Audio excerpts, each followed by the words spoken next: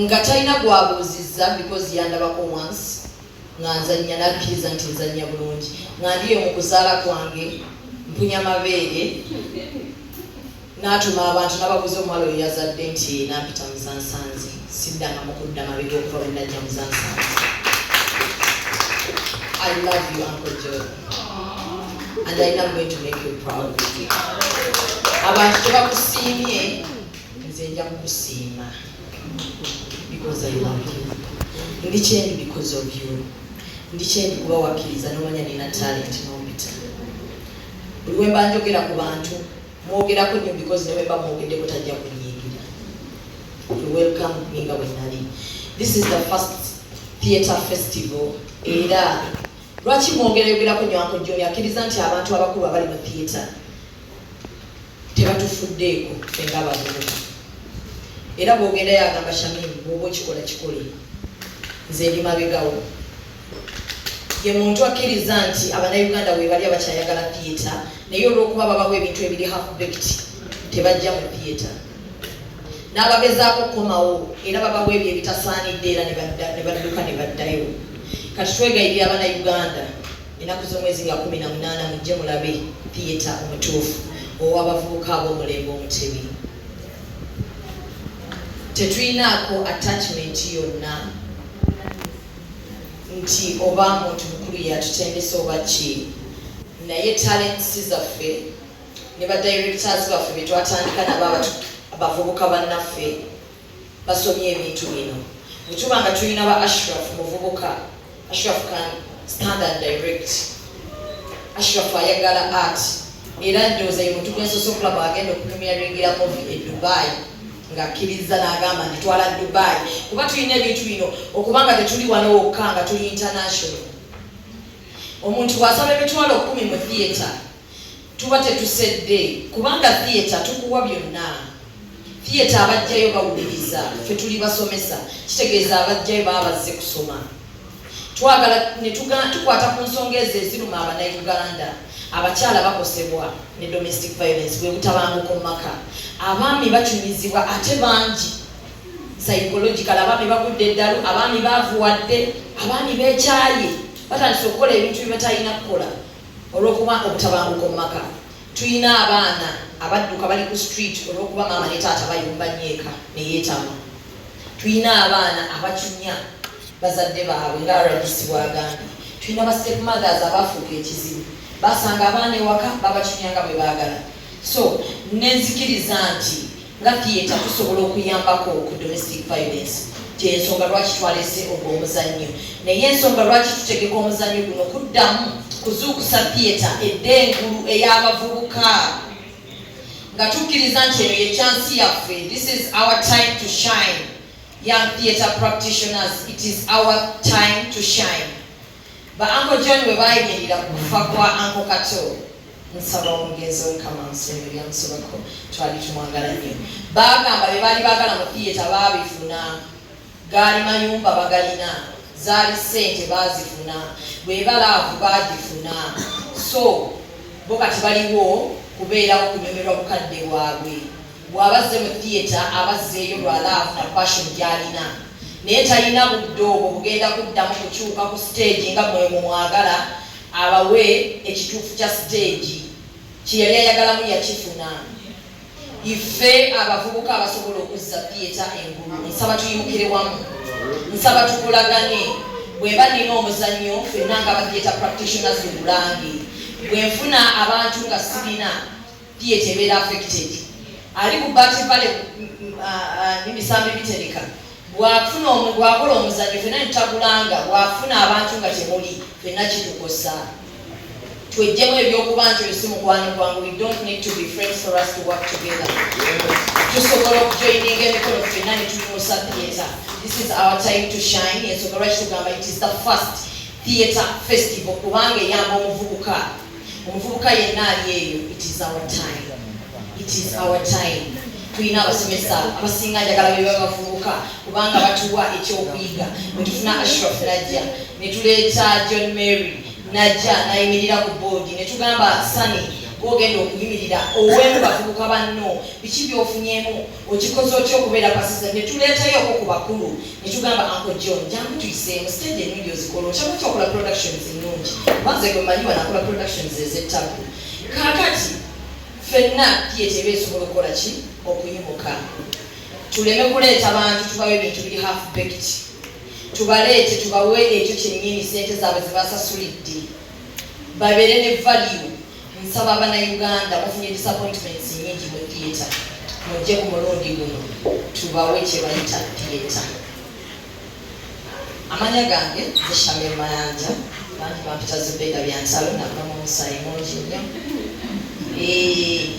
yenze Black Panther wa Ugandan Theatre ate na naita live kubasagala kwita live ndi lion wa theatre because nze omutima gwe nina ku theatre tusobola kudda ne kugamba abantu nze njagala nnyo theatre nze sina mulimu mulala gwenkola I'm a theatre practitioner nzija sente zange so nzikiriza nti abantu bonna abatalent bonna mwena abali mu theatre tusobola ofuna sente nga tuzijja mu theatre tukkirize nti gwe mulimu gwaffe tukkirize njagala okwebaza abaana waliwo wano abaana bangi nnyo tebabadde mu industry naye bambi bazze kitegeeza ekintu kyaffe kitandise okugyamu ebbugu mu mwami Frank I want to assure you nti tugenda kukikuba on the 18th of November tugenda kukikuba tulina abavubuka bangi nnyo wano tugenda kufuna full house eya Serena tukkirize twemanize okunoonya abantu nebakakasa theatre ekyaliyo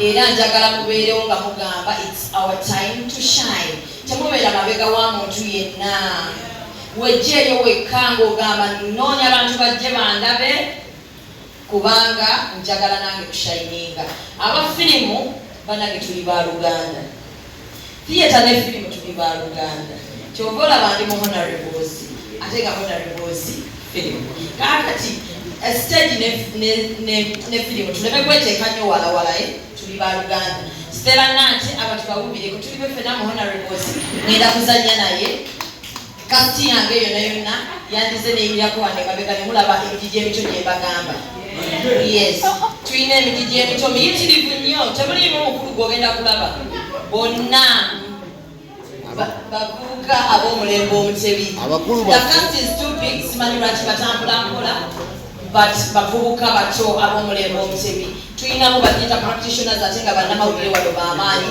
mu Sudan omumanyi bulungi agenda kujja abooke ku stage enaku z'omwezi ga 18 November agenda manirira kati abamumanyiddeeyo jangu omulabeko ne ku stage ya Serena ate ng'akikuba tuyita abantu mwenna guno omuzanyo tegulimu politics yenna gukwata ku muntu oba minisita oba ani oba muntu wa wansi gukukwatako kuba buli muntu ali affected n'obutabanguko mu maka so ffenna tujje tukwatire wamu tulabe nga tuyimusa abavubuka ate nga tulwanyisa obutabanguko mu maka. This is the cast simanyi oba eweddeyo omukyalo oyo gwe mulaba Esther Nakaziba yamukozeeko makeup sayidi emu eraga ebimu ku bintu ebikolebwa ku bakyala singa domestic violence mumusussa ewaka bigenda kuba bingi nnyo mbakakasa nti mugenda kuyiga ate mugenda kunyumirwa kakati yesaawa mukakasa nti abavubuka bakyaliyo tukyalina amaanyi ate theatre egenda kubeerayo waggulu nziramu akagambo kaffe Stuart yasinga okakozesa it is our time to shine.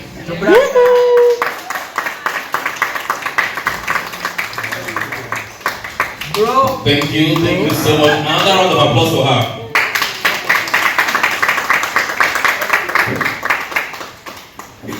As we all know, art imitates life.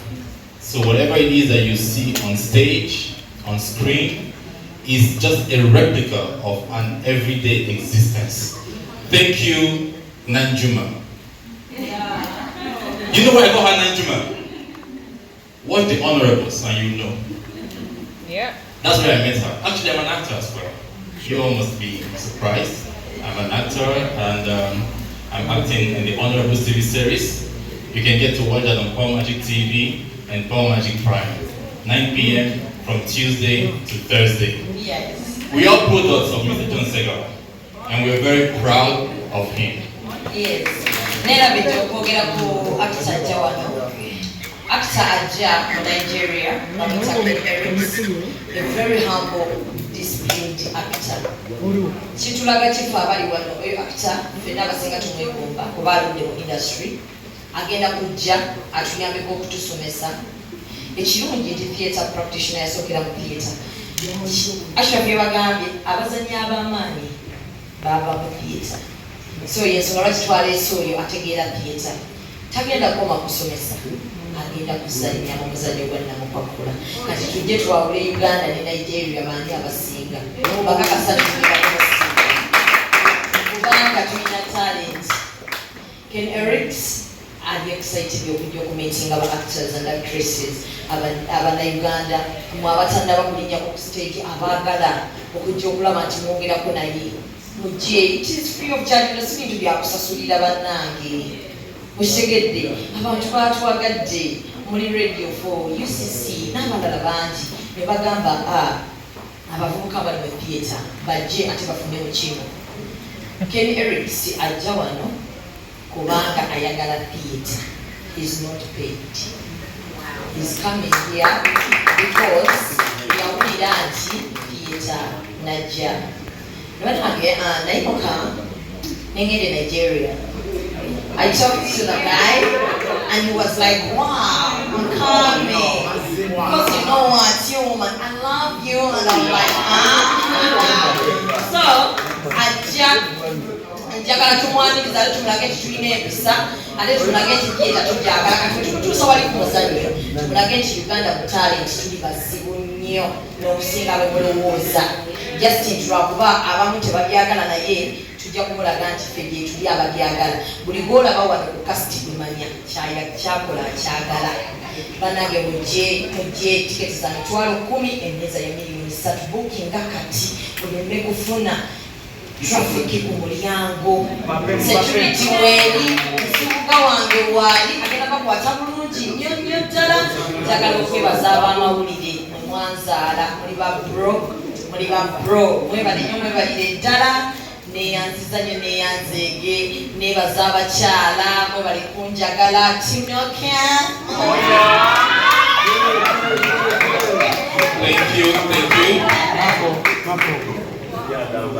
Thank you so much. We will be looking forward to having a very wonderful artistry on the 18th of November right here at Serena.